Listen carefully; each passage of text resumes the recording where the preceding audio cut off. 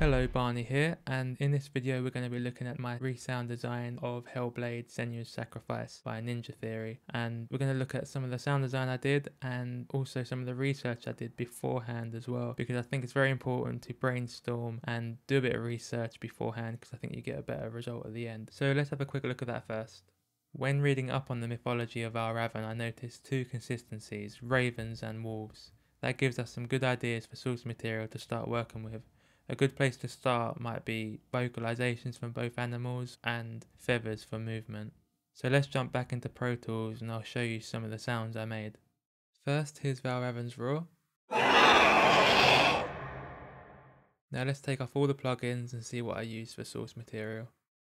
I first tried using ravens and crows, but for this particular sound they weren't quite fierce enough, so I looked into more options and found that vulture growls work quite nicely. Wolves didn't work for this sound either, as they don't really roar like the animation suggests, so I used a leopard instead. All of Valravn's vocalizations are running through this bus, starting off with Dehumanizer 2 by Krotos. You can see here that there are quite a few different instances being fed through. This kind of node-based system lets you do all sorts of things.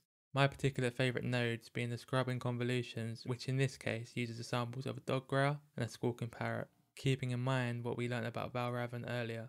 I then have an ultiverb to put him in the space, an R bass to give him a bit more presence in the low end, an EQ to clean the sound up a bit, and then a panagement to give me more control on the sound stereo whip and panning when Valravn is moving around the scene.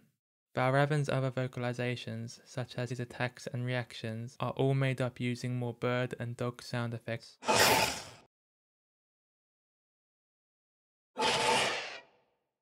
For Valravn's movements I had feathers in mind, layered up with flags in the wind and heavier tarpauling sounds and fabrics. His attack sounds are made up of these layers. Some audio suite effects were used here, so I can't show you the exact effects chain, but this was very similar. I started off with Saturn by FabFilter to beef up the low end, a Pro C. I added a phase mistress to give it some more character, a decapitator to compress and distort the sound some more, and finally an EQ to help it sit in the mix better. The last sound I'm going to show you is Valravn's throw attack. I started off by duplicating a number of metal whooshes and ran a Melder Productions tremolator through it as an audio suite effect to give the whooshes some more variation.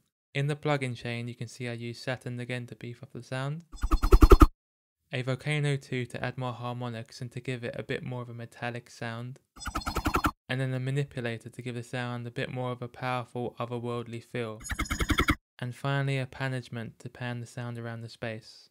And here it is in the mix.